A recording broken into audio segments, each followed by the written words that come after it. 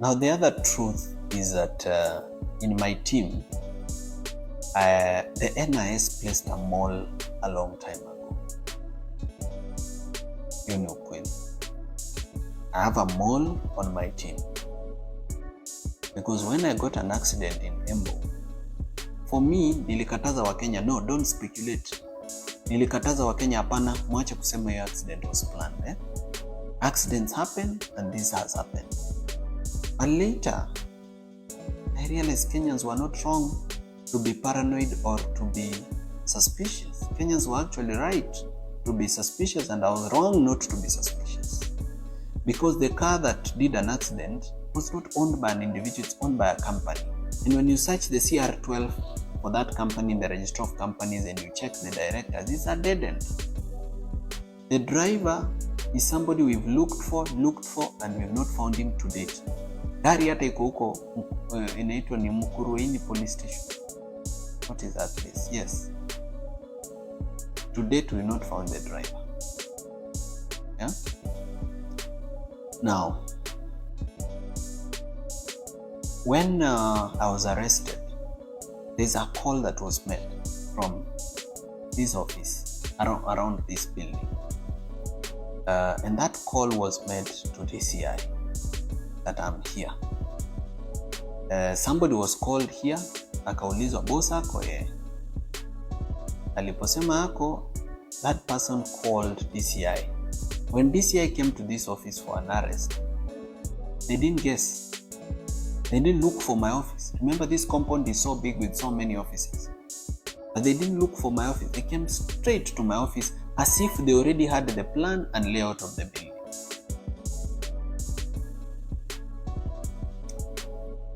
When bombers happened, when I was arrested, this mall was not there.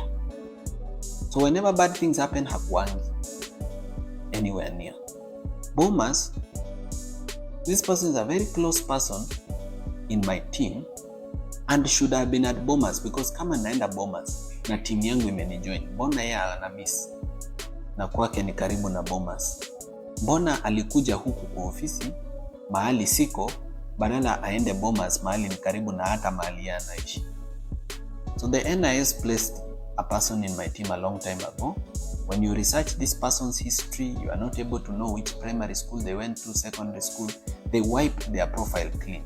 And the best way to hoodwink Kenyans has been, this person pretends, to criticize the government, to say bad things, to expose projects so that we can trust this person. There's been an attempt to poison my food, and I'm thankful to God that it didn't happen. Na kama singejua that we have a mall, I think by now I would be dead. But I'm grateful to God and to the various Kenyans who've been sending me information, telling me be careful about this person. And I have now become very serious about my security. And now I have an advanced intelligence team that goes to the ground before I go to a public event and does, just checking what is the feeling among, For example, in Bomas, I walked into a public event which was organized by ODM and which people had been mobilized and paid money through in buses, and where there were goons paid waiting for me because I had said I'm going to Bomas. I've never been attacked anywhere in Kenya because I've never said I'm going to this place. Sijai sema leo naenda Embu, ama leo naenda Githurai, ama leo naenda Kitengela, ama leo naenda Molot Bomet. I've never said it. Hata nikisemanga nasemanga tu I'll be in Rift Valley generally. But because these people knew I'm specifically coming to, KICC, which later turned to Bomas, they planned very well kunioa, but they didn't succeed. Because God is good, and because there's a mission. God has given me a mission and I must complete it. That's why He has kept me alive. So from now on, Kenyans, wakati mnaangalia timu yangu na kuna mtu mnajua na mnajua ni mbaya, please don't keep quiet. Always raise alarm. I've started vetting every member of my team, where they went to school, what they did, who they are, why they are here, what they do for a living, what they are doing. But Wakenya mnisaidie kwa hiyo mambo, so that tusikue na malls kwa timu yetu. There is also another incident that I was about to forget. When I was attacked at Bomas, I went to the hospital. When I went to the hospital, I was treated, but wind got to the media and other people that I'm at Nairobi hospital, so I left the hospital. I came to this office to pick something before I go to the next hospital, so nilikuwa nasaidiwa na watu wangu. Na nilipofika hapa kwa ofisi, I got information from 3 different sources that I'll be arrested. And the reason I was supposed to be arrested on Friday was the police were looking for someone to blame for what happened at Bomas. They were saying, let's blame the chaos on Morara.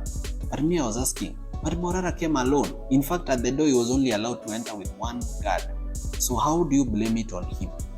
But the police wanted actually to arrest me on Friday and blame the chaos on Bomas on me. So because of that planned arrest, I decided to set a trap for the police. Because I knew they are tracking my phones, I said, nitawacha simu zangu hapa, I'll go without a phone. Let's see whether the police will come. And the police never came. Because their mall, the NIS mall inside my team, told them ameondoka msikuje. This only goes a long way in showing Kenyans that it's no longer business as usual. My life is actually in danger and I need to be more careful than I've been. Now, the reason I had not beefed up my security, some Kenyans have been saying, sasa wewe Morara, kwani unatembea kama Mkenya wa kawaida, kwa nini usibeef up security? Why are you failing? But security is expensive. Security is not cheap. Let's say, hypothetically speaking, let's say you pay one security guard, say 20 or 25,000, for example. Just an example. How many would you need to guard the residents, to guard you, and how will you afford that cost every month? So hapa ndio inafikanga viongozi wananunuliwa na William Ruto ama na some billionaires. You find that somebody is actually being supported by NGOs that have an interest, or foreign governments that have an interest, or some billionaires that have an interest, because you are not able to afford basic security. But mimi nitachangisha wa Kenya, kila Mkenya akinitumia 10 bob, 1,000, so moja, 500. I believe I'll be able to beef up my security and it will be well. So whatever you can spare, I'll be really appreciative to Kenyans, whatever they can spare to support me in beefing up my security. But otherwise, me, what I can promise Kenyans ni kwamba siwezi nunuliwa. There are stories of people who say, huyu ni project. Maybe they themselves who are saying huyu ni project, they are the project. Labda wao wenyewe they are project. But I don't think it's fair or good to call someone a project when you don't know them in person, you don't know their history, you don't know where they came from. Me, I come from a family history of fighters, people who believe in something, people are principled. So hatufanani, sio sisi wote ununuliwa, sio sisi wote upanga project za watu. There are some of us who actually fight for change because we believe. So hiyo kitu ya kukua na mall ilini hurt sana. But ndivyo ilivyo. Unajua si kuwa na political experience but so unaona I'm gaining and I'm learning quickly. So hata kama nilifanya hiyo makosa ya overtrust watu, kwenda mahali bila intelligence, ni kweli nilifanya makosa and I'm sorry.